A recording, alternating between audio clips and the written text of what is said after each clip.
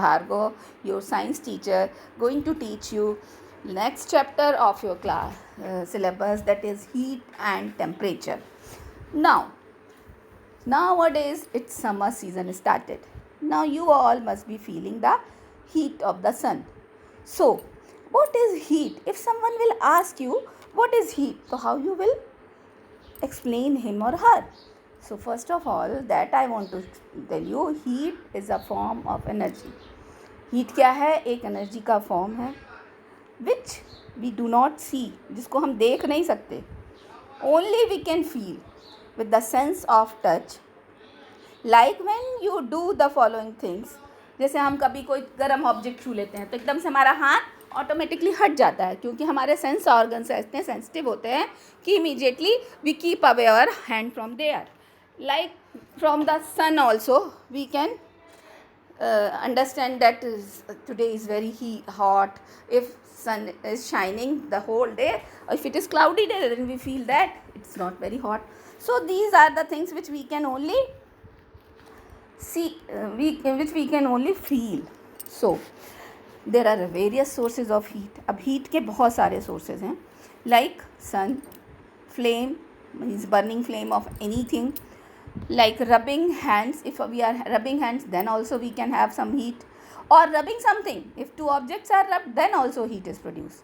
Hammering, अगर हम hammering करते हैं, थोड़ी से मारते हैं तब.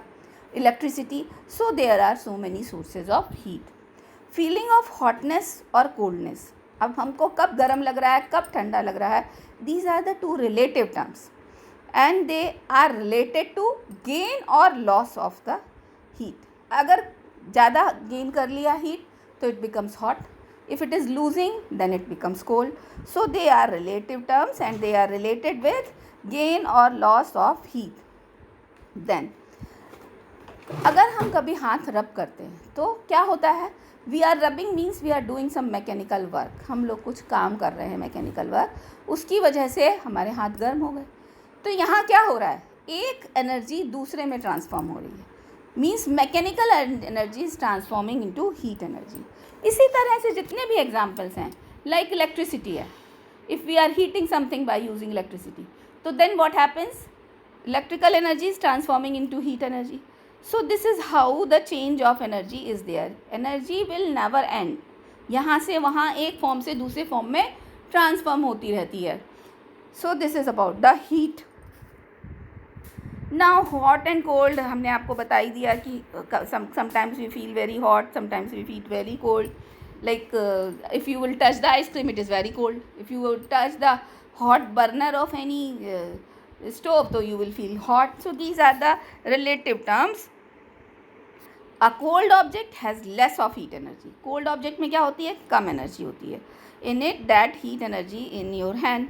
A warm or hot object has more heat energy in it than, आपके हाथ में भी कुछ एनर्जी है पर वो एनर्जी आपके हाथ से ज़्यादा है, इसलिए हमको चीज़ गर्म लग रही है. तो वार्म ऑब्जेक्ट्स है मोर हीट एनर्जी.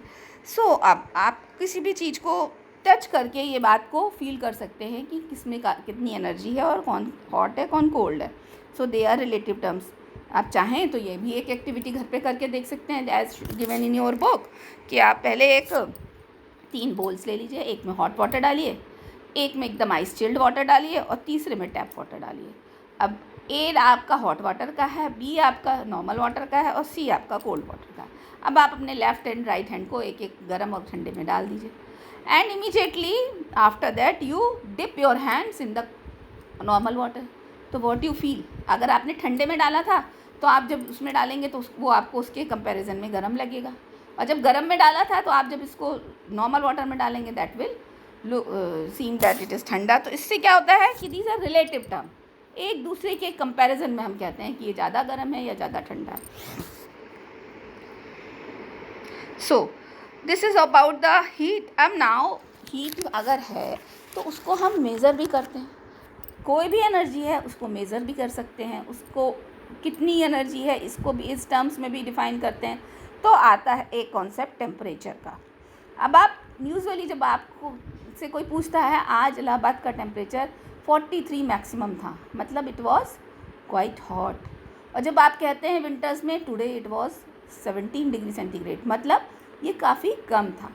तो टेम्परेचर भी हम क्या करते हैं, मेज़र करते हैं, और जिससे मेज़र करते हैं वो होती है डिवाइस थर्मामीटर। अब टेम्परेचर आफ्टर ऑल है क्या है?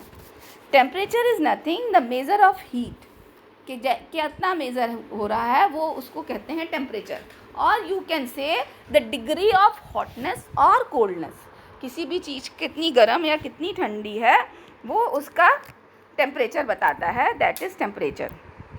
So if you are going to define it, so you can say the measure of heat is called temperature, or you can say like that temperature indicates the degree of hotness or coldness of a heat. Now अब किससे हम measure करते हैं? Temperature we are measuring with the help of thermometer. Thermometer एक device होती है, और I am sure most of you have seen the thermometer. आपने कौन सा देखा होगा? Clinical thermometer. And when we will meet I will show you the laboratory thermometer from the lab. तो लेबोरेटरी थर्मामीटर और क्लिनिकल थर्मामीटर में थोड़ा सा डिफरेंस होता है। सो क्या होता है इसका basically structure? Thermometer is made from clean transparent colourless tube. एक ट्यूब लाइक स्ट्रक्चर होता है जो क्लीन होता है, ट्रांसपेरेंट होता है और ग्लास का बना होता है। It has a stem. Stem मतलब एक नैरो ट्यूब सी होती है, एंड अ बल्ब, उसके किनारे पे एक पे बल्ब होता है, बल्ब में मरकरी फिल होता है। अब this glass tube has somewhat triangular और by convex in cross section. वो ट्रायंगुलर होती है या बाय कॉन्केव होती है। कॉन्केव और बाय कॉन्केव क्या होता है, ये हम आपको जब लाइट चैप्टर पढ़ाएंगे तब इसको समझाएंगे। दोनों तरफ से उभरे होते हैं, बाय कॉन्वेक्स का मतलब। फिर उसके अंदर मरकरी फिल होता है, और इसके ऊपर ग्रेजुएशन होते हैं, मींस मार्क किया रहता है कि कितना टेम्परेचर कहाँ तक है पूरे के पूरे स्टेम में, पूरे के पूरे थर्मामीटर के स्टेम में। नॉर्मली थर्मामीटर में डिग्री सेंटीग्रेड में टेम्परेचर मेज़र किया जाता है। तो थर्मामीटर और डिग्री सेंटीग्रेड वाले टेम्परेचर में 0 degree is the least temperature and 100 degree is the maximum temperature. Then one more type of temperature, one more thermometer is there, like clinical thermometer. In clinical thermometer we have graduations from the normal temperature to 42 degree centigrade max, 42 degree Fahrenheit तक हमारे। Now a thermometer has a scale marked on its stem to read the temperature. The markings of the scale of the scale of the thermometer are from 0 to 100 degree. Mark 0 is towards the bulb of the thermometer and mark 100 is towards the scaled, और ऊपर की तरफ 100 होता है। Thus all the markings from 0 to 100 on the stem of a thermometer are equidistant, बराबर की दूरी पर होते हैं, and are called graduations. उनको हम क्या कहते हैं? ग्रेजुएशन। अब देखिए हम डिग्री यूज़ करते हैं वर्ड, जब भी टेम्परेचर मेज़र करते हैं तो what is this degree? Degree is a unit measure of temperature. Degree क्या होती है? टेम्परेचर की यूनिट होती है। When the thermometer is placed in crushed ice, जब हम उसको क्रश्ड आइस में रखते हैं तो it shows the 0 degree temperature. And when we are keeping it in 100 degree centigrade temperature in a boiling water, then you will find that it is showing 100 degree temperature. So the range of centigrade thermometer, or we can say laboratory temperature, start from there 0 to or even -30 to 100 degree centigrade. The two most, आप देखिए scale ये thermometer बना हुआ है, इसमें graduations हैं from -30 to till 110 degree centigrade. Now the two most commonly used scales on thermometer are Celsius and Fahrenheit. अब दो मेन स्केल होते हैं, सेल्सियस और फ़ारेनहाइट, और तीसरा स्केल होता है केल्विन, जो कि स्टैंडर्ड यूनिट ऑफ टेम्परेचर है, एसआई यूनिट ऑफ टेम्परेचर होती है।